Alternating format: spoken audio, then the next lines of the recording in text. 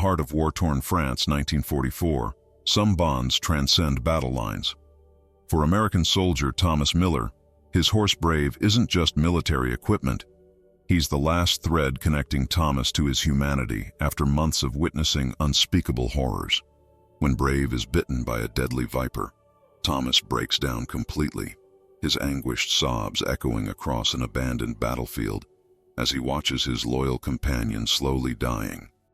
In this moment of raw vulnerability, a mysterious woman emerges from the ruins, German, hunted, and dangerous, offering salvation with 6 impossible words. "I have the cure." Her piercing blue eyes hold secrets darker than the war itself. But as Thomas makes the desperate choice to trust an enemy, he doesn't realize that this moment will force him to question everything he thought he knew about good and evil. Because sometimes the real monsters don't wear enemy uniforms, and the deadliest poisons aren't carried by snakes. The taste of dust never left Thomas Miller's mouth these days.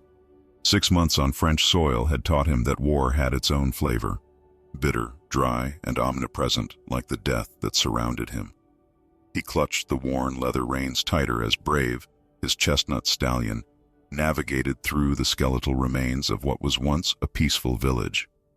The animal's rhythmic breathing was the only constant in a world where certainty had become luxury.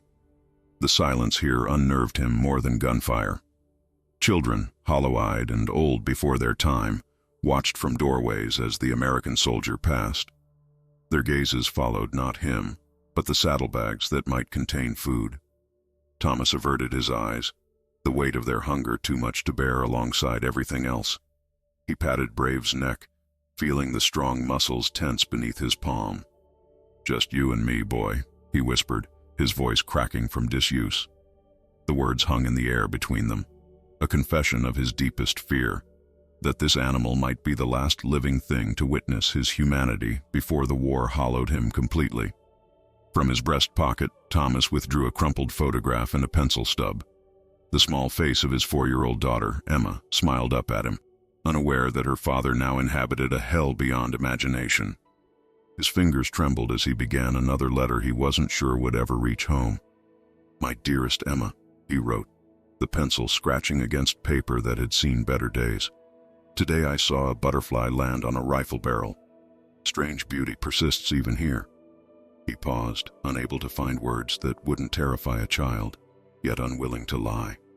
Brave snorted softly, as if offering encouragement. The horse understood more than most men Thomas had met in his 27 years. The air shifted suddenly, carrying a warning that Thomas had learned to heed. He guided Brave off the main path into an overgrown field, seeking momentary respite from the exposed roadway. Afternoon sunlight filtered through distant smoke plumes, casting everything in a sickly amber glow. Here, away from watching eyes, he could pretend for a moment that he was just a man with his horse, not a soldier carrying orders that would send more men to their deaths. A sharp, startled neigh broke the quiet. Brave reared unexpectedly, nearly throwing Thomas from the saddle. The soldier dismounted in one fluid motion, heart hammering as his hand instinctively found his sidearm. But there was no enemy, only Brave, now pawing frantically at the ground, his eyes wide with pain and confusion. "Easy, boy," Thomas soothed, scanning the area. There, slithering away through tall grass, a snake, its patterned back distinctive even in the fading light. European adder. Venomous. His stomach dropped as he spotted the angry puncture wound on Brave's front leg, already beginning to swell. "No, no, no." The words escaped as a prayer, a plea to a god he'd stopped believing in months ago. Thomas fell to his knees beside the animal, frantically searching his pack for anything that might help. The military-issued medical kit contained nothing for this, nothing for saving the one living being that had kept him sane through artillery barrages and the screams of dying comrades. Brave's breathing grew labored. His magnificent body, once powerful enough to carry Thomas through enemy lines, now trembled uncontrollably. The soldier wrapped his arms around the horse's neck, pressing his forehead against the warm hide as tears, the first he'd shed since watching his best friend die at Normandy, tracked clean lines through the grime on his face. "Please," he begged, not knowing who he was addressing. "Not him. Take anything else. Not him." His voice broke completely, dissolving into sobs that shook his entire frame. This wasn't just an animal. This was his confidant, his silent partner, his reason to wake each morning and continue this miserable march through hell. The letter to Emma fluttered forgotten to the ground, ink smudging as it caught a drop of his tears. In that moment, Thomas wasn't a soldier anymore. He was just a man watching his last connection to humanity slip away, and the pain was unbearable. His fingers dug into Brave's mane as the horse's breathing grew more erratic. "I have the cure." The voice, accented and female, startled Thomas so badly he nearly fell backward. He scrambled for his pistol, aiming it toward the unexpected sound. From between the ruins of a stone wall emerged a woman, thin to the point of gauntness, her clothes dirty and torn. Despite her disheveled appearance, she moved with purpose, her eyes, startlingly blue against her dirt-streaked face, fixed on the suffering horse. "Stay back," Thomas commanded, his voice hoarse from crying. The woman paused, but didn't retreat. Her hands, he noticed, clutched a small leather pouch that seemed incongruously well-maintained compared to the rest of her appearance. "Your horse will die without help," she said simply, her German accent unmistakable. An enemy, a fugitive by the looks of her. No German civilian would be alone this deep in liberated territory. "The venom works quickly. I can save him." Thomas tightened his grip on the pistol. "Who are you?" he demanded, trying to reclaim the authoritative voice of a soldier rather than the broken man he'd been moments before. She didn't answer his question. Instead, she took a small step forward, her gaze shifting between the gun and the suffering animal. "I am running from them too," she said softly. "From both sides now. But I know snakes. I know poisons. I know cures." Her eyes met his, and something in them, desperation, determination, or perhaps a reflection of his own pain, made Thomas hesitate. Brave let out a sound between a wheeze and a groan, his eyes rolling back. Time was running out. Thomas found himself facing an impossible choice: trust this mysterious enemy woman who appeared from nowhere, or watch his beloved companion die in his arms. "How do I know you won't poison him further?" Thomas asked, his gun still trained on her, though his hand had begun to shake. Her answer was simple, devastating in its clarity. "Because then you would kill me, and I am not ready to die today." The standoff stretched between them, the American soldier, the German fugitive, and the dying horse, as Thomas faced the most difficult decision of his war. Somewhere in the distance, artillery fire resumed its dull thudding, a reminder that the world was still ending all around them, regardless of what happened in this forgotten field. Thomas's finger trembled against the trigger as he weighed impossible choices. The woman stood motionless, her eyes never leaving his, while Brave's labored breathing filled the awful silence between them. Each wheezing gasp from the horse drove the knife of panic deeper into Thomas's chest. "If you're going to help him, do it now," he finally said, voice barely above a whisper. He didn't lower his pistol completely, but adjusted his stance to allow her approach.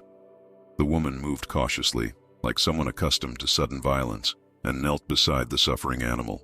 From her worn leather pouch, she withdrew several small containers, a clay jar sealed with wax, dried plants bound with twine, and a metal flask that caught the fading sunlight. Her movements were precise, methodical, almost ritualistic as she mixed ingredients in her palm. Thomas watched her hands, surprisingly clean and delicate for someone who looked as though she'd been living rough for weeks. "This will hurt him first," she warned, her accent thickening with concentration. "But then it will draw out the poison." She crushed leaves between her fingers, releasing a sharp, medicinal scent that cut through the omnipresent smell of war.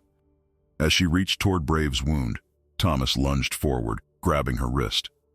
His heart hammered against his ribs, every instinct screaming that this was madness, trusting an enemy with the life of his most precious companion. The cold metal of his Colt pressed against her forehead, his hand shaking so badly the barrel left small marks on her skin. "Why should I believe you?" he shouted, tears streaming freely down his face. The sudden explosion of emotion startled even him, months of bottled grief, fear, and rage pouring out at once. "Why should I trust a German? Your people are the reason I'm in this godforsaken place. The reason I haven't seen my daughter in 15 months. Her eyes remained steady, even with death a trigger pull away. "Because I have nothing more to lose," she replied, her voice eerily calm. "If you kill me, I die today. If you don't trust me, your horse dies now. Those are our choices." She didn't blink, didn't flinch, as though she had already died inside and was merely waiting for her body to catch up. Something in her detachment reached past Thomas's rage. He recognized that emptiness. He'd seen it in his own reflection too many times. Slowly, he lowered the gun, though he kept it ready in his hand. "Do it," he whispered hoarsely. "Save him." She nodded once, then turned her attention back to Brave. With gentle but confident hands, she applied the mixture to the angry, swollen puncture wound. The horse whinnied in pain, muscles tensing beneath her touch. Thomas instinctively placed a comforting hand on Brave's neck, murmuring reassurances while watching the woman's every move. "Hold him steady," she instructed. From her pouch, she produced a small knife with a blade no longer than her index finger. Before Thomas could protest, she made a quick, precise cut near the bite, enlarging the wound slightly. Fresh blood welled up, darker than it should be. "What are you doing?" Thomas demanded, panic rising again. "The venom must have a path out," she explained without looking up. She applied more of her mixture, now working it deep into the wound. "European adders. Their venom is not usually fatal to horses, but this one was large, and the bite is in a dangerous place." Her words came in concentrated bursts between actions. She produced the metal flask, unscrewing its cap to release a strong alcoholic smell. "This will burn," she warned, then poured a small amount over the wound. Brave jerked violently, nearly throwing them both aside. Thomas threw his weight against the horse's shoulder, desperately trying to keep him still. "Easy, boy, easy," he pleaded. To the woman, he hissed, "You're torturing him." She ignored his accusation, continuing her work with single-minded focus. "The pain means he fights. Fighting means living." She began to massage the area around the wound, working from the outer edges inward. Then, to Thomas's bewilderment, she began to speak softly in German. Not to him, but to the horse. The words were unintelligible to him, but their rhythm was somehow soothing, almost like a prayer or incantation. Minutes stretched like hours as Thomas watched this strange woman work to save his horse. The sun continued its descent, casting long shadows across the abandoned field. In the distance, the war rumbled on, occasional artillery fire punctuating the tense silence between them. Thomas realized he should be returning to his unit, that his absence would soon be noted. Yet he couldn't bring himself to care about anything beyond this moment, this struggle between life and death playing out under his hands. The woman finally sat back on her heels, wiping sweat from her brow with the back of her hand. "Now we wait," she said simply. "I've done what I can." Thomas studied her face, searching for deception, but finding only exhaustion. "How long?" he asked. "Minutes, maybe less." She recapped her containers and returned them to her pouch with the same methodical care. "The horse is strong. That helps." They fell into uneasy silence, both focused on Brave's breathing, which seemed no better than before. Thomas's grip tightened on his pistol as doubt crept back in. Had he been fooled? Had he allowed an enemy to poison his horse further out of desperation? "If he dies," Thomas began, unable to finish the threat. She met his gaze without fear. "Then you can shoot me. It makes no difference now." The fatalism in her voice struck him as deeply familiar, the voice of someone who had seen too much horror to fear one more. Before he could respond, Brave suddenly convulsed violently, his entire body going rigid. A terrible sound escaped from the horse's throat, part wheeze, part desperate gasp. Thomas dropped to his knees, heart shattering. "No! Brave!" he cried out, reaching for the animal as he collapsed completely onto his side.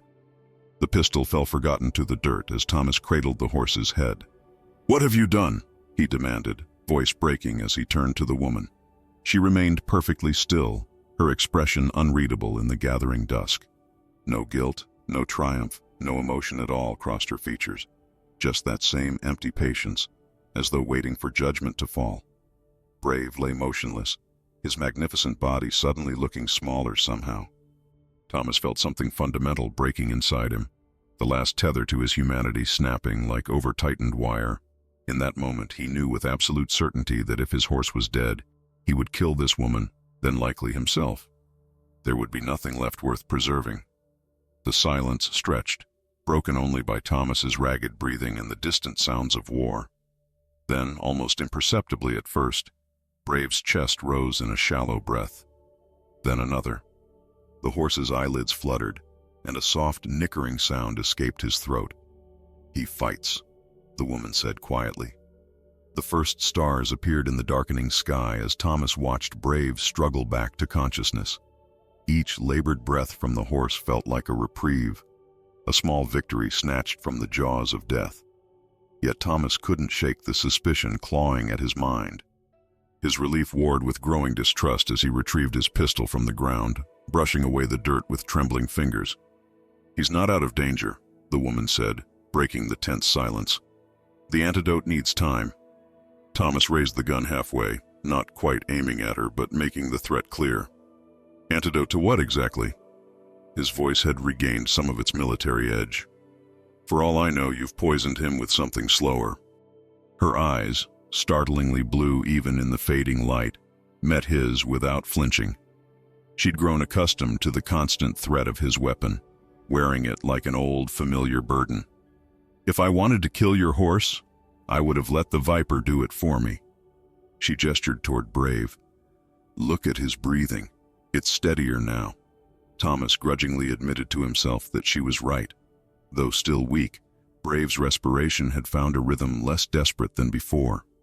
The horse's eyes, previously rolled back in agony, now followed movements with exhausted awareness.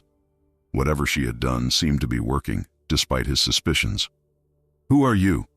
Thomas demanded, lowering the pistol slightly. "What's a German woman doing alone behind Allied lines carrying snake antidotes?"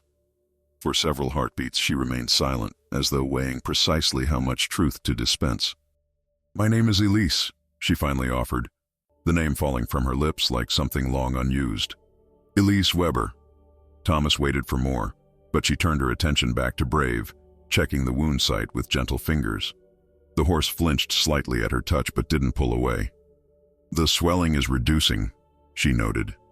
"A good sign." "That doesn't answer my question," Thomas pressed, frustration mounting. "Allied patrols would arrest you on sight. Germans would shoot you as a deserter. So why are you here, wandering around with medical supplies in a war zone?" A bitter smile crossed her face, gone so quickly Thomas almost missed it. "Perhaps I ask you the same question, American. Why are you alone with your horse, away from your unit? We all have our reasons for isolation." The observation struck uncomfortably close to home.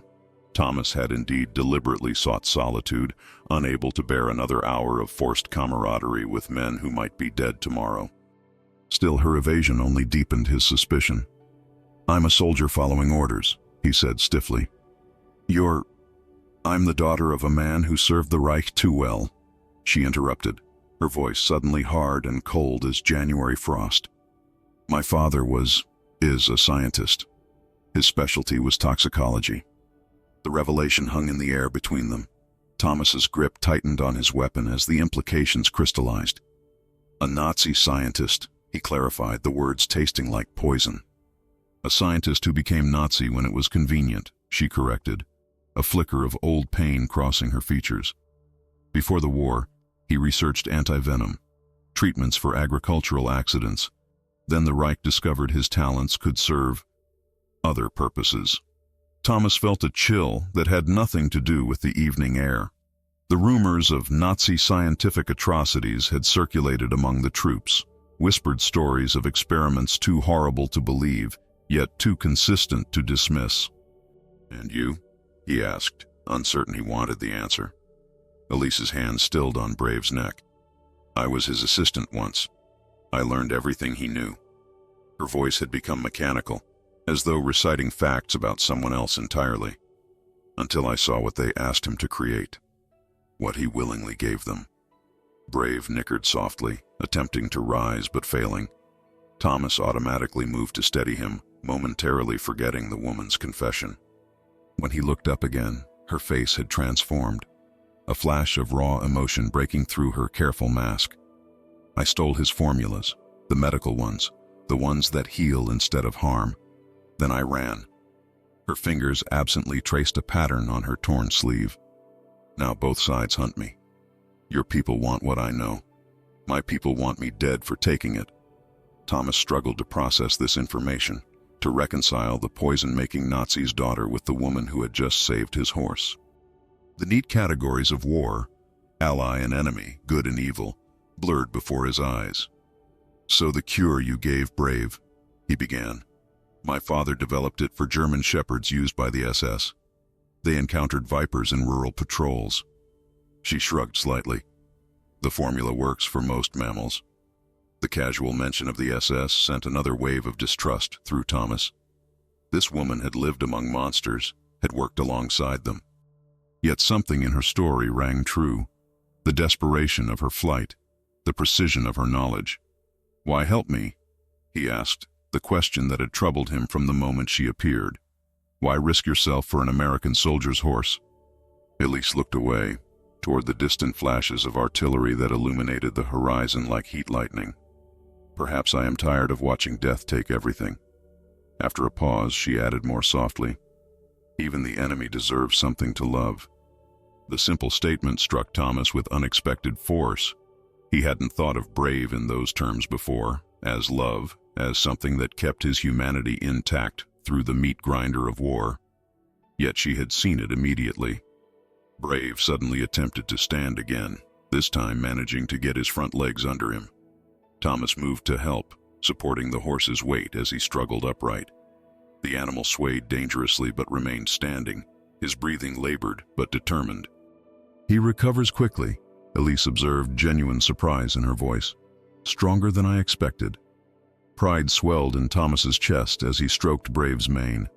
"He's been through worse than a snake," he said, then immediately questioned why he was sharing anything with this woman. Still, as he watched Brave take tentative steps, gratitude temporarily overwhelmed suspicion. The moment shattered at the sound of distant voices, harsh, guttural German commands carrying through the evening air. Thomas instantly dropped to a crouch, pulling Brave's head down with him and gesturing for Elise to do the same. "Patrol," he whispered needlessly. Fear flashed across her face. Real, visceral terror, unlike her earlier calm fatalism. "SS," she breathed, the word itself seeming to drain color from her already pale features. "They're hunting." "For you?" Thomas asked, though he already suspected the answer. She nodded once, eyes wide. "They never stopped. If they find me with you." The unfinished sentence held more threat than any completed one could. Thomas knew the protocols for captured American soldiers, brutal but somewhat predictable. But for a German traitor, especially one who had stolen Nazi scientific secrets. "We need to move," he decided, surprised at his own use of "we." When had the woman's survival become linked with his own? Yet as he looked at Brave, still weak but standing, he knew he couldn't abandon her, not after what she'd done.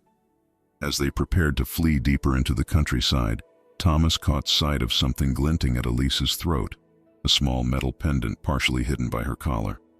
In the dim light, the unmistakable shape of an iron cross with a swastika at its center sent ice through his veins. His gun was up before he'd even processed the sight, all his suspicions roaring back with renewed force. "What the hell is that?" he demanded, voice low but dangerous. Elise's hand flew to her throat, fingers closing around the pendant. Her eyes, when they met his, held something new, not the calm acceptance of death from earlier, but a desperate fear of misunderstanding. "It's not what you think," she whispered urgently as German voices grew closer. "Please, I can explain." But Thomas's trust, fragile as spun glass, had already shattered. Everything she had told him now seemed calculated, a carefully constructed lie to win his confidence. He tightened his finger on the trigger, betrayal burning in his chest. "You'd better start explaining right now," he growled, as the sounds of boots crunching through underbrush grew steadily nearer. "Move," Thomas hissed, jerking his pistol toward a dilapidated barn 50 yards away. The urgent command left no room for explanation as the German voices grew louder. "Survival first," Answers later. Elise understood immediately. Together they guided Brave, still unsteady on his feet, toward the weathered structure. Each step was an exercise in silent desperation, the horses' hooves muffled in the soft earth, their own breathing shallow and controlled. The dark silhouette of the barn promised temporary sanctuary, though Thomas knew from bitter experience that safety in war was always an illusion. They slipped through a gap where wooden boards had rotted away, entering a cavernous space that smelled of old hay and abandonment. Moonlight filtered through holes in the roof, casting strange, elongated shadows across the dirt floor. Thomas directed Elise to a back corner where the darkness was most complete, then positioned himself near a crack in the wall that offered a view of the approach. The German patrol was methodically sweeping the area, flashlight beams cutting through the darkness like searching fingers. 5 soldiers, Thomas counted. A small unit, likely separated from their main force. Their movement suggested a specific purpose rather than routine reconnaissance. "They're tracking something," he whispered, more to himself than to Elise. Or someone. Behind him, Brave shifted nervously, his instincts sensing the danger. The horse's breathing still came heavier than normal, his recovery far from complete. Thomas placed a steadying hand on the animal's flank, feeling the rapid heartbeat beneath his palm. If the patrol came this way, there would be no hiding Brave's presence. "They won't search every building," Elise said softly, her voice barely audible even in the stillness of the barn. "Not thoroughly. They don't have enough men." Thomas glanced back at her, silhouetted against the faint moonlight. The pendant she wore had disappeared beneath her collar again, but its image remained seared in his mind. Despite her help with Brave, despite the apparent truth in her words about the patrol, distrust coiled within him like a serpent. The sound of boots on gravel grew suddenly sharper. Thomas tensed, pistol ready, as a beam of light swept across the exterior of the barn. A voice barked orders in German, and a soldier approached the structure. Thomas's finger hovered over the trigger. One Nazi he could take silently with his combat knife, but a gunshot would bring the others immediately. Beside him, he felt rather than saw Elise's body go rigid with fear. Whatever her allegiances, her terror of these men seemed genuine. The creaking of the barn door sent adrenaline coursing through Thomas's veins. A thin beam of light penetrated the darkness, sweeping across the empty stalls and debris-strewn floor. He pressed himself against the wall, utilizing every shadow-blending technique his training had instilled. Elise, to her credit, remained absolutely still, her breathing imperceptible.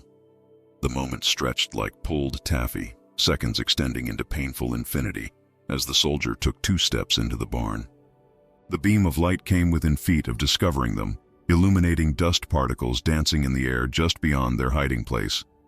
Then, unexpectedly, a voice called from outside.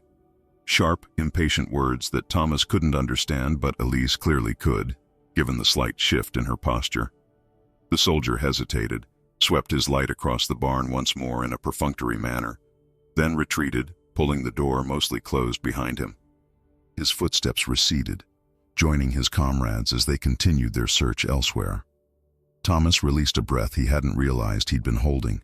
Beside him, Elise did the same, the small sound betraying the magnitude of her relief. For a moment, they existed in perfect synchronicity, united by the simple, animal gratitude of continued survival. "What did they say?" Thomas whispered once the patrol had moved far enough away that conversation seemed safe. "They're looking for a fugitive," she replied, her voice still trembling slightly. "A woman traveling alone. They mentioned scientific documents." The confirmation of her story, at least this part of it, did little to ease Thomas's suspicions. "And the man outside called them to hurry. Said they needed to check the eastern perimeter before midnight." She paused, then added, "There's a larger unit nearby. These are just scouts." Thomas processed this information, weighing their options. With Brave still recovering and a significant German presence in the area, their situation was precarious at best. The smart play would be to separate. He would have better odds of rejoining Allied forces alone, and she, well, her fate wasn't his concern, was it? Yet as he formed this thought, Brave nuzzled against his shoulder, seeking reassurance in the darkness. The horse would still be dead if not for this woman, whatever her secrets. That debt couldn't be so easily dismissed. We need to move soon, he decided. Find somewhere more defensible to wait until Brave regains his strength.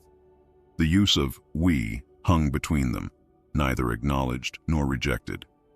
In the dim light, Thomas caught a flicker of surprise cross Elise's features, quickly masked by practical consideration. "There's an abandoned farmhouse 2 kilometers north," she suggested. "I passed it yesterday. The cellar remained intact, even though the main structure was damaged in shelling." Thomas nodded, filing away the casual revelation that she'd been traveling this area for at least a day. "We'll wait another 15 minutes to ensure they've moved on, then head there." The silence that followed was less tense but far from comfortable. Thomas kept his hand near his weapon, hyper-aware of the woman's every movement.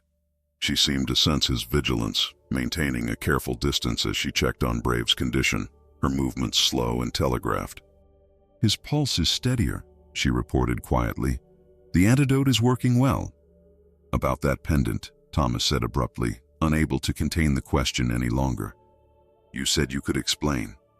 Elise's hand unconsciously rose to her throat again, fingers closing around the hidden object. In the darkness, her expression was unreadable, but Thomas sensed a complex emotion, something beyond simple guilt or defiance. "Not here," she whispered. "Not now, when we're safer." Any other time, such an evasion would have fueled Thomas's distrust. But the genuine fear she'd displayed when the patrol approached, fear directed at her supposed countrymen rather than at him, gave him pause. Whatever game she was playing, it wasn't a simple one. Time crept forward with agonizing slowness as they waited for safe passage. The sounds of the German patrol faded completely, replaced by the ambient noises of a countryside never truly at rest. Distant artillery, the occasional aircraft overhead, the rustle of nocturnal animals reclaiming their territory despite humanity's best efforts to destroy it. When Thomas judged it safe, they emerged cautiously from the barn. The night had grown cooler, a light mist rising from the ground and diffusing the moonlight into an eerie glow. He helped Brave navigate through the damaged doorway, noting with relief that the horse moved with increasing confidence, though still far from his usual strength. Elise led the way, her knowledge of the terrain another detail that Thomas filed away for later consideration. She moved with the practiced stealth of someone accustomed to avoiding detection, not quite military training, but something adjacent to it. Each sound in the darkness caused her to freeze momentarily, head tilted in assessment before proceeding. "You've been running a long time," Thomas observed softly as they picked their way through an overgrown field. She didn't turn, but her shoulders tensed slightly. "Long enough to know that stopping means death." The simple statement carried such weight that Thomas found himself momentarily without response. How many people were hunting this woman? What exactly had she taken from her father's research that made her so valuable, or so dangerous? They reached the edge of a small copse of trees when the distant sound of engines broke the night's relative quiet. Thomas instinctively pulled Brave deeper into the shadows, Elise following without prompting. Together they watched as vehicle headlights swept the road half a mile away, a German convoy moving with purpose. "Reinforcements," Elise whispered, her body so close to Thomas's that he could feel her trembling. "They're expanding the search." The reality of their situation settled over Thomas with renewed clarity. He was a soldier separated from his unit in enemy territory, burdened with an injured horse and a German fugitive with a Nazi emblem around her neck. By any rational calculation, his odds of survival diminished with every minute he remained in her company. Yet as Brave leaned heavily against him, still dependent on his support, Thomas knew he couldn't abandon either of them. Whatever Elise's story, truth, lies, or the complex mixture that defined most wartime narratives, their fates had become entangled the moment she appeared with her leather pouch of remedies. "We keep moving," he decided, adjusting his grip on Brave's reins. "North, like you said." Elise nodded once, then turned to continue their journey. As she did, the chain around her neck caught a stray beam of moonlight, the pendant briefly visible again before disappearing beneath her collar. Thomas's eyes narrowed at the sight, his suspicion temporarily overwhelming his gratitude. Whoever this woman was, whatever her true agenda, he would get answers when they reached safety. Until then, he would watch her every move, ready to act if the trust he'd extended proved misplaced. The abandoned farmhouse loomed against the pre-dawn sky, its partially collapsed roof reaching toward the heavens like supplicating fingers. Thomas surveyed the structure with the practiced eye of a soldier who had seen too many buildings turned into death traps. Even in the dim light, he could identify the shell damage on the western wall, likely from an artillery strike months earlier when this area had been actively contested. "Wait here," he instructed Elise, handing her Brave's reins. The horse had improved steadily during their trek north, but still moved with uncharacteristic caution, favoring his injured leg. Thomas drew his sidearm and approached the farmhouse, every sense heightened. The front door hung askew on a single hinge, revealing a darkness beyond that could conceal any manner of threat. He slipped inside, moving as silently as his combat boots would allow on the debris-strewn floor. The interior told the familiar story of hasty abandonment, overturned furniture, personal belongings scattered and trampled, a family photograph still hanging crookedly on one wall. Thomas methodically checked each room, finding nothing but the ghosts of civilian life interrupted.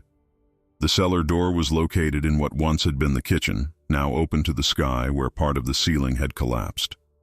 Satisfied that the location was as secure as any could be in a war zone, he returned to where Elise waited with Brave. The eastern horizon had begun to lighten imperceptibly, the stars fading one by one. Soon daylight would make them vulnerable again. "It's clear," he reported. "The cellar looks intact, like you said." Together they guided Brave toward the ruined structure. The horse balked at the threshold, nostrils flaring at the unfamiliar sense of destruction. Thomas stroked his neck soothingly, murmuring reassurances until the animal cautiously stepped inside. The cellar presented another challenge, steep wooden steps that Brave couldn't possibly navigate. "He'll have to stay up here," Thomas decided reluctantly. "We can hide him in what's left of the back room. The walls are still standing, and there's enough roof to provide some cover." They settled Brave in the remains of what might have been a bedroom, using debris to further conceal his presence from any aerial observation. Thomas unsaddled the horse, allowing him to rest more comfortably, and offered him water from his canteen. Brave drank gratefully, further evidence of his improving condition. With the horse situated, Thomas turned his full attention to Elise. In the growing light, he could see her more clearly than at any point since their initial encounter. Exhaustion had etched deep lines around her eyes, and a thin cut along her jawline had crusted with dried blood. Her clothes, once quality garments, were torn and stained from what must have been weeks of flight. "The cellar," he said simply, gesturing toward the open door. His tone made it clear this wasn't a suggestion. She nodded wordlessly and preceded him down the steps. The cellar was cool and surprisingly dry, its stone walls having withstood whatever catastrophe had befallen the rest of the house. A few shelves still held preserves in dusty jars, the homeowner's abandoned provisions. A small window at ground level allowed minimal light to filter in, illuminating dancing dust particles in pale diagonal beams. Thomas closed the door behind them, plunging the space into near-total darkness before his eyes began to adjust. He remained standing, blocking the only exit, while Elise found a wooden crate to sit upon. The physical positioning wasn't lost on either of them. He was both protector and jailer in this moment. "That pendant," Thomas said without preamble, his voice tight with renewed suspicion. "Show it to me." Elise's hand moved to her throat, hesitating over the hidden chain. For an instant, Thomas thought she might refuse, forcing a confrontation he was more than prepared for. Instead, with visible reluctance, she withdrew the necklace from beneath her collar, holding it in her palm where the faint light caught its metallic surface. It was indeed a Nazi emblem, the iron cross with a swastika at its center, exactly as Thomas had glimpsed earlier. Seeing it fully now, displayed on this woman who had saved his horse, who had trembled with fear at the approach of German soldiers, ignited a confusion within him that quickly hardened to anger.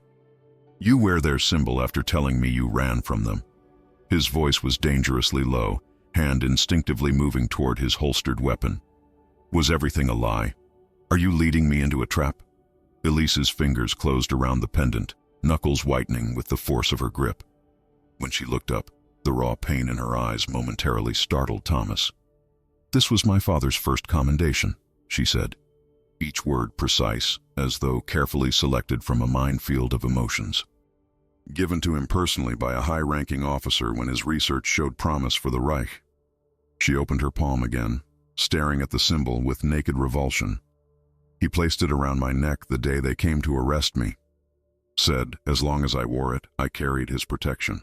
That soldiers would see it and know I belonged to someone important. A bitter laugh escaped her, devoid of any humor. He didn't understand. By then, this symbol meant nothing against the right accusation. He thought science was still respected, that his position would shield me. She shook her head slightly. My father was brilliant with chemicals, but blind to the reality of what Germany had become. Thomas studied her face, searching for deception and finding only old wounds. Why keep it? He demanded, the question that most troubled him. Why wear the emblem of everything you're running from? Elise's gaze dropped to the pendant again. At first, for practical reasons. It did offer some protection in the early days of my escape. German checkpoints sometimes let me pass without thorough inspection when they saw it. Her voice lowered, almost to a whisper. Later, I kept it as a reminder. Of what? Thomas pressed. Of what happens when good people remain silent. She looked up again, meeting his eyes with unexpected intensity. My father wasn't always a monster. Before the war, he saved lives. His research on venoms helped develop treatments that spared thousands from suffering. Then, step by step, he allowed himself to be corrupted. She tucked the pendant back beneath her collar, the movement deliberate, almost ceremonial. I wear it to remember that evil doesn't announce itself with fanfare. It creeps in through small compromises, justified by greater goods and necessary evils. The explanation hung in the air between them, neither fully exonerating nor condemning. Thomas found himself caught between military suspicion and human understanding. The pendant was undeniably a Nazi symbol, yet her explanation resonated with a truth he'd witnessed repeatedly throughout this war. Good men corrupted incrementally, values eroded by circumstance and survival, until nothing remained of their former selves. What did you steal from him? Thomas asked, choosing to momentarily accept her explanation while pressing for more concrete information. What makes you valuable enough to hunt? Elise's shoulders sagged slightly, the question seeming to draw physical weight upon her. Formulas, research, the culmination of 20 years studying how poisons affect the human body. She paused, swallowing visibly. And their antidotes. Weapons research, Thomas concluded flatly. It began as medical study, she corrected, though without real defense in her tone. Ways to counteract agricultural accidents, industrial exposures. Then the military applications became apparent. Her voice took on a distant quality, as though reciting facts about strangers. My father adapted his knowledge to their purposes, developed compounds that could be weaponized, tested them on subjects who had no choice. The clinical phrasing couldn't mask the horror beneath her words. Thomas felt a chill despite the morning warmth beginning to penetrate the cellar. And you helped him. It wasn't a question. I recorded results, she acknowledged, not attempting to soften the admission. Maintained the laboratory, prepared solutions. Her gaze dropped to her hands, as though seeing stains invisible to Thomas. I told myself I was just a technician, not responsible for how the research was used. The confession landed heavily in the small space. Thomas found himself unable to formulate an immediate response, caught between revulsion at her complicity and recognition of the courage it must have taken to finally flee. What changed? He finally asked, genuinely curious about the turning point that had transformed a Nazi scientist's assistant into a hunted fugitive. Elise was quiet for so long that Thomas wondered if she intended to answer at all. When she spoke, her voice had changed, younger somehow, vulnerable in a way he hadn't heard before. They brought children to the lab. The words fell like stones. Twins, primarily, for comparative testing.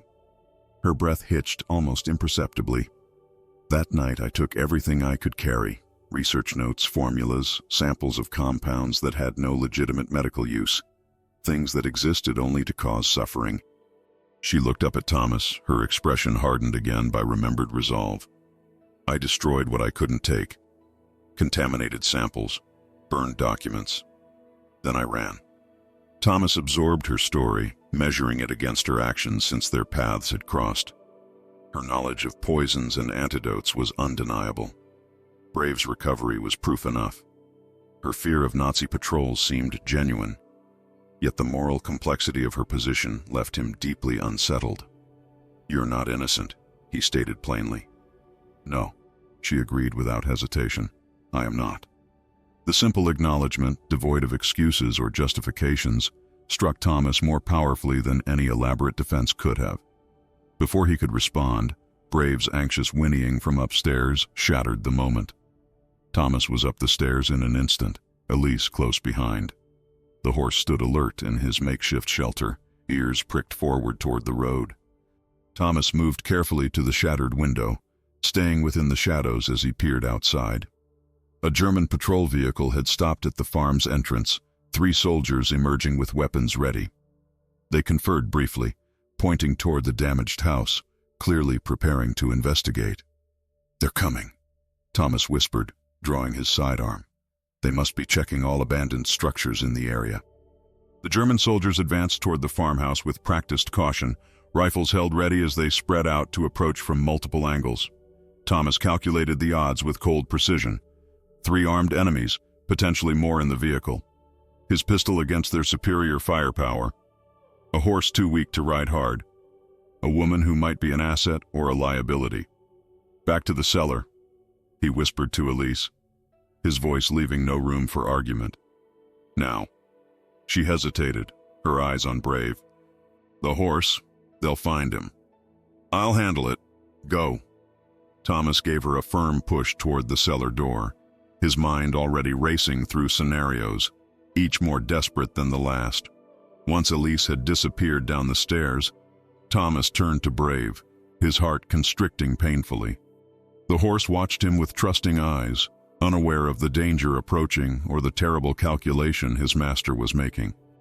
Thomas ran a gentle hand along the animal's neck, feeling the steady pulse beneath his fingers. A life he'd nearly lost once today, now threatened again. The sound of boots crunching on debris outside forced his decision. Thomas drew his combat knife and positioned himself beside Brave, the blade raised toward the horse's throat. His hand trembled violently, tears blurring his vision as he prepared to silence the one creature that had kept him human through months of war. "I'm sorry, boy," he whispered, his voice breaking. The mercy killing would prevent Brave from betraying their position with a nervous whinny and spare him from falling into German hands. One quick motion, it would be over before the horse felt pain. Thomas had seen it done before with injured mounts that couldn't be saved. Yet as the cold edge of the blade touched Brave's coat, the horse remained perfectly still, those intelligent eyes fixed on Thomas with what seemed like understanding. The trust in that gaze broke something fundamental inside him. The knife lowered, then fell from his suddenly nerveless fingers, clattering softly on the wooden floor. "I can't," he breathed, pressing his forehead against Brave's neck. "Not you too." Voices in German grew louder as the soldiers reached the farmhouse perimeter. Thomas made a split-second decision, retrieving his knife and cutting a strip from his undershirt. With gentle efficiency, he fashioned a makeshift muzzle for Brave, loose enough to allow breathing, but tight enough to muffle any sounds. The horse accepted this indignity with surprising cooperation, as though sensing the grave necessity. Thomas led Brave to the furthest corner of the ruined room, where shadows were deepest and the collapsed ceiling offered the most concealment. "Stay," he commanded in the barest whisper, using the hand signal that accompanied the verbal command. Brave's ears flicked in acknowledgement, his training as a cavalry mount evident in his perfect stillness. With a final pat to the horse's flank, Thomas retreated to the cellar, closing the door as silently as possible behind him. Elise waited at the bottom of the stairs, her face pale in the dim light filtering through the small ground-level window. "They'll search the whole building," she whispered, stating what they both knew. Thomas nodded grimly, evaluating the cramped space for defensive positions. The cellar offered no exit beyond the stairs they'd descended. If the Germans came down those steps, there would be nowhere to hide, nowhere to run. "If they find us," Elise began. "They won't take us alive." Thomas finished, his voice flat. The implication was clear. Capture meant torture and execution for both of them. Heavy footsteps overhead confirmed the Germans had entered the farmhouse. Dust filtered down from the ceiling as the soldiers moved from room to room, their voices muffled but their movements tracking clearly through the floorboards. Thomas positioned himself at the bottom of the stairs, pistol aimed upward, ready to fire the moment the door opened. Elise pressed herself into the corner farthest from the stairs, clutching something Thomas couldn't clearly see in the dim light. Silence fell suddenly, heart-stoppingly complete. Then came the sound they both dreaded, footsteps approaching the cellar door. A voice spoke in German, questioning. Thomas tensed, finger tightening on the trigger, mentally calculating how many shots he could fire before they returned fire. The handle turned. The ancient hinges protested as the door began to swing open. Thomas sighted down the barrel, prepared to kill the first face that appeared. Then, miraculously, another voice called out from somewhere outside the farmhouse. The door paused, half open. The German soldier responded, his tone suggesting annoyance at the interruption. The door closed again, footsteps retreating hurriedly across the floor above. Thomas remained frozen in position, suspecting a trick. Only when the sound of vehicle engines starting reached them did he lower his weapon slightly, muscles trembling from sustained tension. "They're leaving?" Elise whispered, disbelief evident in her voice. "Temporarily," Thomas guessed, straining to interpret the faint sounds from outside. Something called them away. They waited in tense silence for long minutes, neither willing to risk premature relief. When Thomas finally judged it safe enough, he crept up the stairs and cracked the door, peering through the narrow opening. The German patrol vehicle was indeed gone, dust still settling on the road where it had departed in apparent haste. He descended again, finding Elise where he'd left her, though she had tucked whatever she'd been holding back into her clothing. "They've gone. I don't know why or for how long." Relief flooded her features momentarily, before caution reasserted itself. "We should use this chance to move elsewhere. They might return." Thomas nodded agreement, then climbed the stairs again to check on Brave. He found the horse exactly as he'd left him, standing motionless in the shadows, the makeshift muzzle still in place. Only the slight trembling of his muscles betrayed the animal's fear. "Good boy," Thomas murmured, removing the cloth from Brave's muzzle and stroking his neck appreciatively. "You saved us all." The horse exhaled heavily, as though releasing pent-up tension, and nuzzled Thomas's shoulder in response. The simple gesture of affection nearly undid the soldier completely. Minutes earlier, he'd been prepared to kill this loyal creature, a moment of weakness he would never forgive himself for, no matter the justification. Elise emerged from the cellar, her movements cautious as she scanned the ruined farmhouse. When her eyes fell on Thomas with his arms wrapped around Brave's neck, her expression softened momentarily. Then her gaze shifted to the knife still lying where Thomas had dropped it, its purpose during those desperate moments perhaps clear to her. "You couldn't do it," she observed quietly. Thomas didn't respond directly, unable to voice the shame of his near betrayal. Instead, he busied himself checking Brave's injured leg, noting with relief that the swelling had continued to subside. "He's improving. Maybe well enough to ride soon if we're careful." Thomas. Elise's use of his name, the first time she'd addressed him so personally, drew his attention. Even if you had done it, it wouldn't have made you like them. The simple statement struck with unexpected force. How had she read his unspoken fear so accurately? The line between necessary survival and monstrous cruelty had blurred so often during this war that Thomas sometimes feared he'd lost the ability to distinguish between them. "You don't know what I've done," he said finally, the words emerging rough and unpracticed. "What this war has made me." "I know what you didn't do today," she countered, her gaze steady, when it would have been logical. "Expedient." Thomas looked away, uncomfortable with her perception and with the strange understanding growing between them, a bond forged in shared danger and moral compromise. He changed the subject abruptly, returning to immediate practicalities. "We need supplies, water for Brave, food for us." He gestured toward the abandoned preserves still lining the cellar shelves. "Are those safe, do you think?" Elise allowed the deflection, moving to examine the dusty jars. Some should be. I can identify what's still edible. They worked in silence for several minutes, Elise selecting jars while Thomas checked Brave's tack for damage. The domestic normalcy of their actions felt surreal against the backdrop of war and pursuit, a momentary respite neither fully trusted. The illusion shattered with Brave's sudden agitated movement. The horse's ears pricked forward, nostrils flaring as he detected something beyond human perception. Thomas instantly stilled, hand moving to his holstered pistol. "What is it?" Elise whispered, freezing in place. Thomas shook his head slightly, signaling for silence as he crept toward the broken window. The road remained empty, the surrounding fields apparently clear. Yet Brave's warning was unmistakable. Something approached. Then he heard it, the faint but distinctive sound of American voices. Not German patrols returning, but a new threat entirely. Thomas's heart sank as he realized the implication. His own countrymen, probably searching for him after his failure to return to unit, now presented as much danger to Elise as the Germans had to both of them. He turned to her, finding her already watching him with perfect understanding in her eyes. She had heard the English voices too, recognized the American accents. "Your people?" she said simply. Thomas nodded, the weight of his next decision already pressing upon him. For himself, the approaching Americans meant safety, return to his unit, an end to this dangerous isolation. For Brave, they meant proper veterinary care and recovery. For Elise, "They'll arrest me," she stated, voice devoid of self-pity. "Take your horse. Interrogate me about what I know." Her hand moved unconsciously to where the Nazi pendant lay hidden beneath her collar. Perhaps worse, when they discover my background.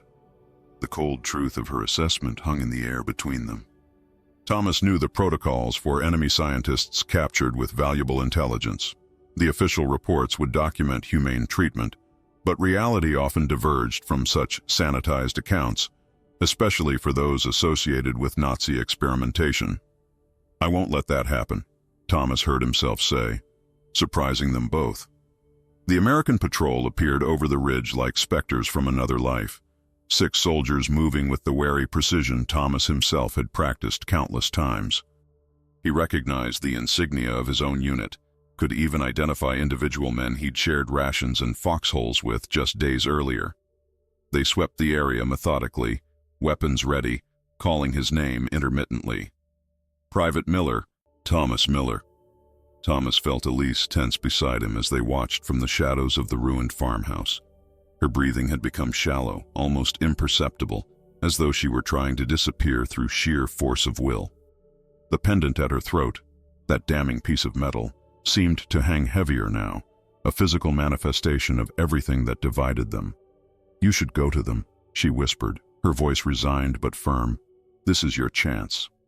Thomas didn't respond immediately. The logical course was clear. Rejoin his unit, hand over the German scientist's daughter with her stolen research, complete his mission. Yet something held him back, some newly awakened instinct that rebelled against this simple calculation. "They'll separate us," he finally said, surprising himself with the protective impulse behind the words. "Take Brave for military use. Send you to intelligence officers who won't understand what you've done." "What I've done?" Elise's laugh held no humor. "Helped create poisons before growing a conscience? I'm not innocent, Thomas. We established that. You saved Brave when you could have let him die. Saved me too, probably." Thomas's hand moved unconsciously to touch the horse's flank. "That counts for something." Before Elise could respond, one of the Americans spotted the farmhouse and signaled the others. They approached with renewed purpose, spreading out to cover all possible exits. Thomas recognized the tactical formation. They weren't just searching, they suspected potential enemy presence. "Miller, are you in there?" A familiar voice, Sergeant Hayes, Thomas's direct superior, called out. Thomas made a split-second decision, squeezing Elise's arm once before moving toward the doorway. "Stay hidden," he murmured. "Let me handle this." He stepped into the threshold, hands raised to show he was unarmed. "It's Miller," he called out. "I'm here, Sarge." The relief on Hayes's weathered face was quickly replaced by military discipline. "Miller, what the hell?" You've been AWOL for 24 hours. Colonel's about ready to court-martial your ass. Despite the harsh words, concern threaded through the sergeant's voice. Snakebite, Thomas explained, gesturing behind him. Brave got hit bad. I couldn't move him. The patrol approached cautiously, weapons lowering but not holstered. Thomas recognized the wariness in their eyes, the same suspicion he'd carried since finding Elise's pendant. In war, unexplained absences rarely had innocent explanations. Your horse okay? Hayes asked, genuine concern showing through his professional facade. He'd always had a soft spot for the cavalry mounts. Recovering, Thomas answered truthfully. It was touch and go for a while. Hayes signaled 2 men to check the farmhouse interior while he continued questioning Thomas. You look like hell, son. Been fighting Germans single-handed out here? Thomas forced a weary smile. Just the snake, Sarge, and trying to keep Brave alive. One of the soldiers who'd entered the farmhouse emerged, expression grim. Sarge, you better come see this. Someone else has been here. Thomas felt ice form in his veins, but maintained his neutral expression as Hayes brushed past him into the building. He followed, heart hammering against his ribs, wondering what evidence they'd found of Elise. Had she fled through a window, left something behind? Inside, Corporal Jenkins pointed toward the makeshift area where Brave stood. Look at this setup. Someone's been treating this horse professionally, and those aren't standard-issue medicines. Hayes turned to Thomas, suspicion hardening his features. What aren't you telling me, Miller? Thomas opened his mouth to respond when a movement at the cellar door caught everyone's attention. Elise emerged slowly, hands raised in surrender, her face carefully composed despite the fear Thomas could read in her eyes. He's not telling you that I treated his horse, she said in accented but clear English. I'm the reason it's still alive. The reaction was instantaneous. Every weapon in the room swung toward her, safeties clicking off in a deadly chorus. Hayes stepped forward, eyes narrowed as he took in her disheveled appearance and unmistakably German features. Who the hell is this, Miller? He demanded, though the question seemed rhetorical. The evidence of her nationality was written in every line of her face. Her name is Elise Weber, Thomas said, forcing calm into his voice. She saved Brave after the snake bite. She's not a threat, Sarge. A German civilian, alone? Hayes snorted derisively. There are no civilians wandering around anymore, Miller. Everyone's chosen sides. He addressed Elise directly. Papers? She shook her head slightly. I have none. Convenient. Hayes gestured to Jenkins. Search her, thoroughly. Thomas stepped forward instinctively. Sarge, that's not necessary. Stand down, Private, Hayes snapped, his tone brooking no argument. You're in enough trouble already. Jenkins approached Elise with professional detachment, patting down her clothing with practiced movements. When his hands reached her throat, he paused, feeling the chain. What's this? Without waiting for permission, he pulled the pendant from beneath her collar. The reaction was immediate and visceral. Every American in the room stiffened at the sight of the Nazi emblem dangling from Jenkins's fingers. Hayes's expression darkened to thunderous. A goddamn Nazi, he spat, disgust evident in every syllable. And you were harboring her, Miller?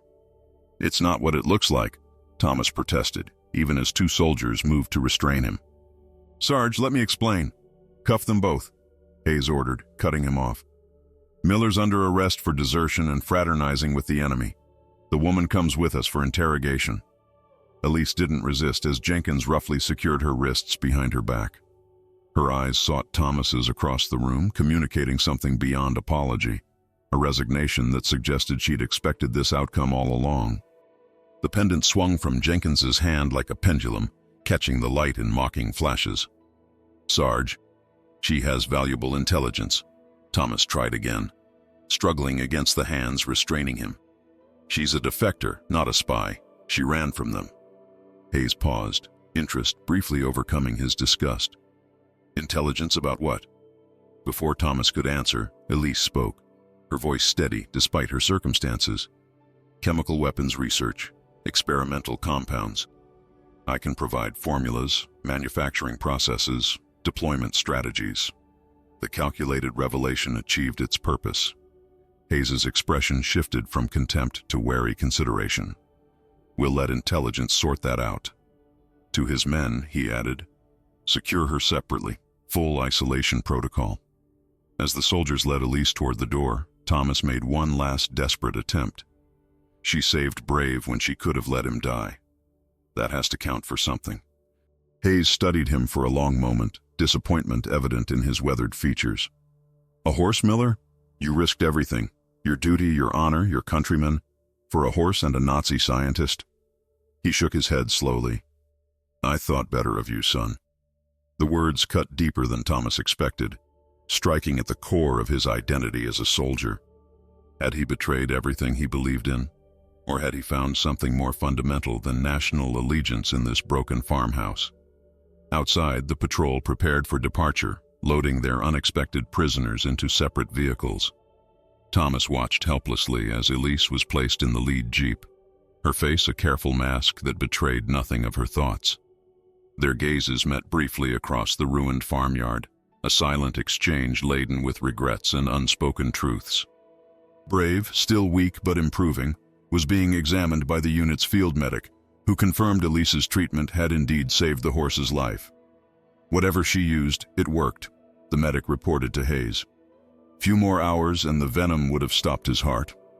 Hayes grunted acknowledgement, then turned to Thomas, who stood under guard near the second vehicle. "The horse comes with us. If he can't keep up, we'll have to put him down." Panic flared in Thomas's chest. "He's still recovering. He can't travel at your pace." "Not my problem, Miller. We're not slowing down in active enemy territory for a horse."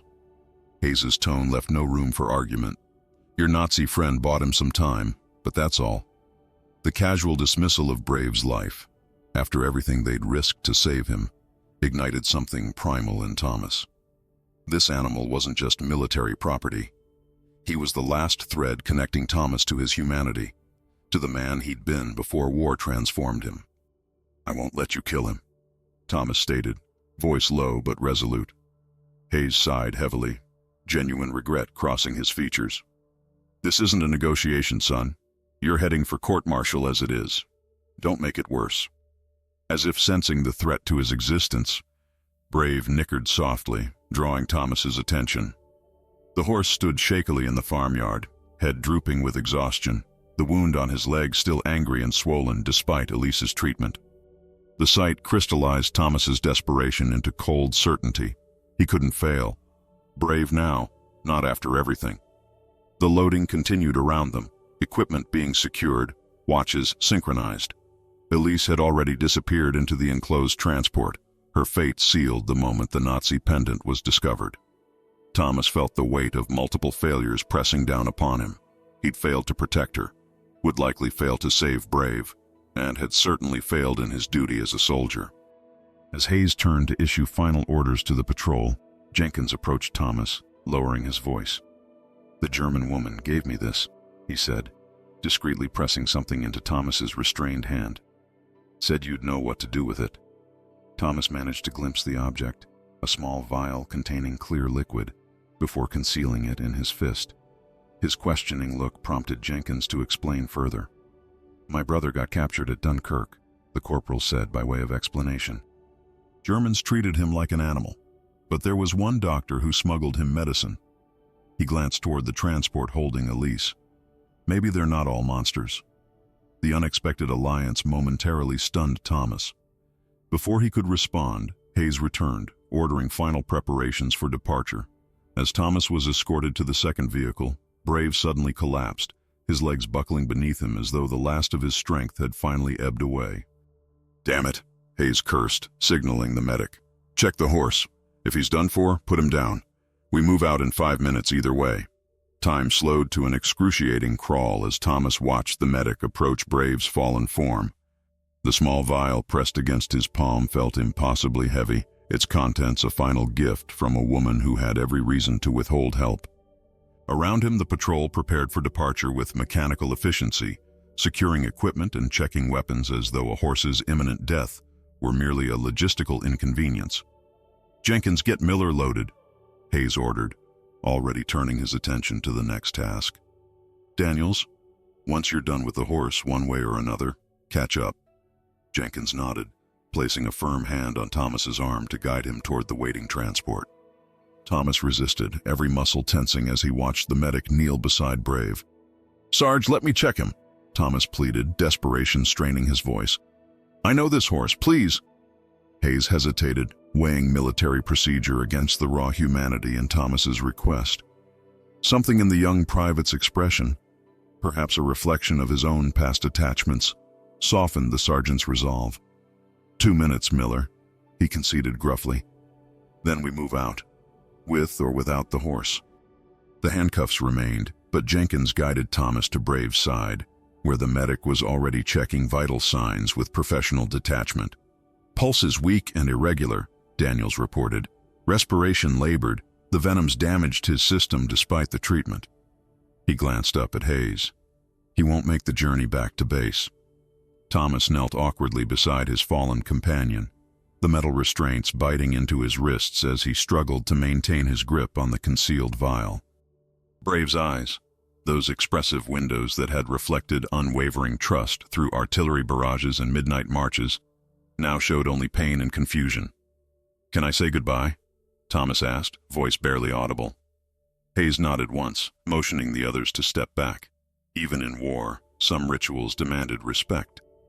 Thomas leaned close to Brave's head, using the movement to shield his hands as he worked the vial's stopper loose. "Hold on, boy," he whispered, the words meant for Brave alone. "One more time." With practiced sleight of hand born from months of battlefield improvisation, Thomas emptied the vial's contents into a small water canteen Jenkins had left nearby. The clear liquid disappeared into the water without a trace, just as he'd hoped. "Can I give him some water?" Thomas asked, looking up at the medic. "Ease his passing?" Daniels shrugged. "Won't make a difference now, but go ahead." Thomas carefully raised Brave's head, positioning the canteen against the horse's mouth. "Come on, boy. Drink." To his relief, survival instinct prevailed. Brave's lips moved weakly against the canteen, drawing precious sips of the doctored water. Thomas continued the gentle encouragement, murmuring softly until the horse had consumed the entire contents. "What happens now?" Jenkins asked the medic quietly, his own affection for military horses evident in his concerned expression. Daniels reached for his sidearm with practiced resignation. "Standard protocol, quick and clean." "Wait," Thomas interjected, eyes fixed on Brave. "Give whatever she gave him time to work." Hayes stepped forward impatiently. "What are you talking about, Miller?" Thomas nodded toward the empty canteen. "The German woman, Elise, she gave me one more dose through Jenkins. Something to help Brave." He met Hayes's skeptical gaze directly. "2 more minutes, Sarge. That's all I'm asking." The sergeant's expression hardened. "More Nazi concoctions? Are you out of your mind?" "It saved him before," Thomas countered, desperation giving way to quiet certainty. "Trust me on this, if nothing else." Hayes studied him for a long moment, weighing years of reliable service against recent questionable judgment. Finally, he checked his watch with exaggerated precision. 2 minutes, not a second more. The patrol fell into uneasy silence, watching the bizarre tableau. A handcuffed soldier kneeling beside his dying horse, whispering encouragements too quiet for others to hear. Thomas kept one hand on Brave's neck, feeling for changes in the animal's pulse, while the patrol shifted uncomfortably, caught between military efficiency and reluctant humanity. 90 seconds passed with no visible change. Hayes sighed heavily. "That's enough, Miller. Daniels, do what needs to be done." The medic stepped forward, drawing his sidearm with mechanical precision. Thomas refused to move, his body a shield over Brave's head, eyes pleading for more time. Then, almost imperceptibly, Brave's breathing changed. The labored gasps smoothed into something more rhythmic, more controlled. The horse's ears, previously flattened in distress, twitched forward at the sound of Thomas's voice. "Look," Jenkins said, pointing. His eyes. The glassy, unfocused stare had sharpened, awareness returning like dawn breaking through fog. Brave's muscles tensed beneath Thomas's hand, no longer trembling with weakness, but gathering strength. "Impossible," Daniels muttered, holstering his weapon in stunned disbelief. With halting determination, Brave struggled to lift his head, then attempted to rise to his forelegs. Thomas supported the effort as best he could with his restrained hands, murmuring steady encouragement. "That's it, boy. Come back to me." Hayes watched the resurrection with undisguised astonishment. What the hell did she give him? "Something her father developed," Thomas answered, never taking his eyes off Brave's strengthening movements.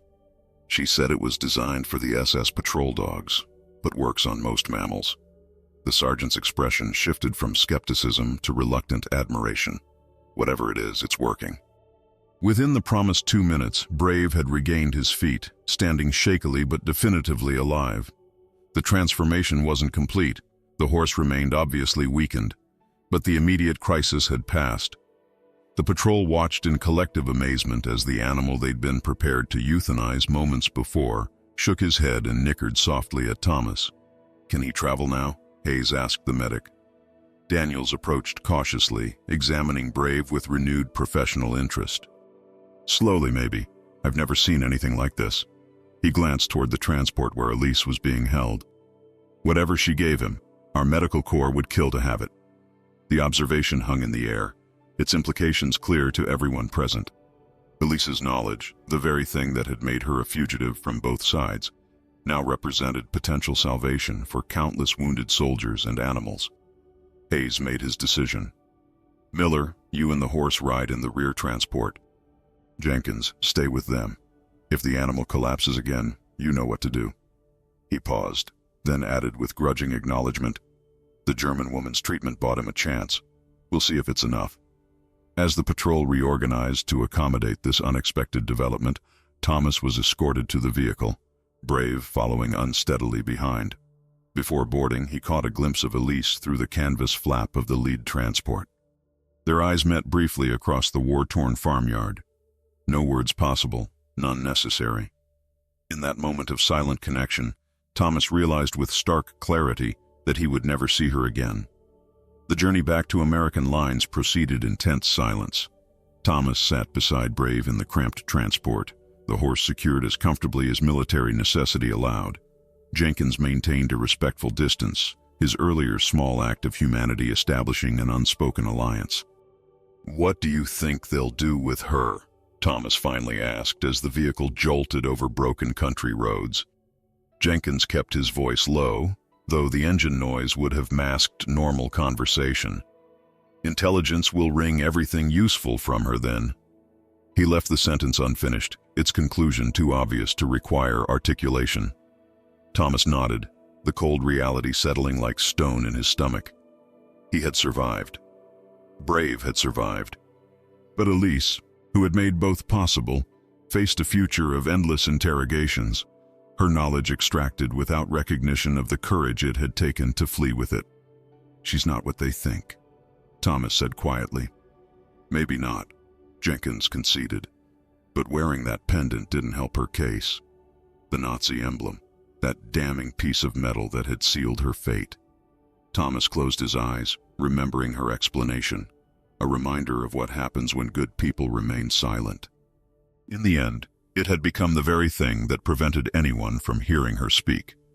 Days later, after debriefings and disciplinary hearings that resulted in reduced rank rather than court-martial, Thomas received an unmarked envelope. Inside, he found a single sheet of paper containing a chemical formula written in precise, economical handwriting. Below it, a brief note. "For the next snake. She wanted you to have this." The formula, Elise's final gift, was accompanied by something else that made Thomas's breath catch. The Nazi pendant, its chain broken as though torn forcibly away, lay coiled at the bottom of the envelope like a dead serpent. That night, alone in his quarters with Brave safely recovered in the nearby stables, Thomas wrote a letter to his 4-year-old daughter, the first honest one since deployment. He described meeting a woman who carried the blood of the enemy but whose heart contained more humanity than many who claimed righteousness. He wrote of difficult choices, of judgments made too quickly, of courage that wore no uniform. His pencil hesitated over the final sentence, searching for words that might someday help his daughter navigate a world determined to divide everything into neat categories of good and evil. Finally, he wrote, "Not all heroes wear our flag, Emma, and not all monsters wear the enemy's." Thomas folded the letter carefully, knowing it would never pass military censors, but needing to write the truth nonetheless. Tomorrow he would compose something suitable for mailing, stories of brave American soldiers, sanitized adventures, promises of homecoming. But tonight, this private testament to a German woman who had saved an American horse would remain his vigil to a truth too complex for war to accommodate. Outside, artillery illuminated the horizon like distant lightning, a reminder that the machinery of conflict ground onward, indifferent to individual stories of redemption or sacrifice. Thomas placed the letter in his breast pocket, close to his heart, and wondered how many other untold stories would be buried beneath the tactical reports and victory announcements. How many Elises would disappear into the shadows of history's grand narrative. "Thank you," he whispered to the empty room. Words meant for a woman who would never hear them. For brave. For everything. War forces us to draw lines between friend and foe, but the human heart recognizes truth beyond uniforms and emblems. Thomas and Elise's story reminds us that courage often wears the face of the enemy, while monsters can hide behind familiar flags. In a world determined to divide us into neat categories of good and evil, perhaps the greatest act of bravery is recognizing humanity wherever it exists. What would you risk to save something you love? Would you trust someone you've been taught to hate? Thomas chose compassion over duty when he protected a horse that kept his humanity intact. Elise chose redemption over safety when she offered her healing knowledge instead of running. Their impossible alliance in the midst of humanity's darkest hour shows us that even in war's cruel theater, individual choices of mercy can outshine the machinery of hatred. If this story touched your heart, remember that untold histories of unexpected heroes exist in every conflict. The most powerful revelations often come when we look beyond the symbols we're taught to fear. Share this story with someone who needs to be reminded that not all monsters wear enemy uniforms, and not all heroes wear our own. Don't forget to follow for more stories that challenge what we think we know about history, humanity, and the quiet heroes who never make it into textbooks.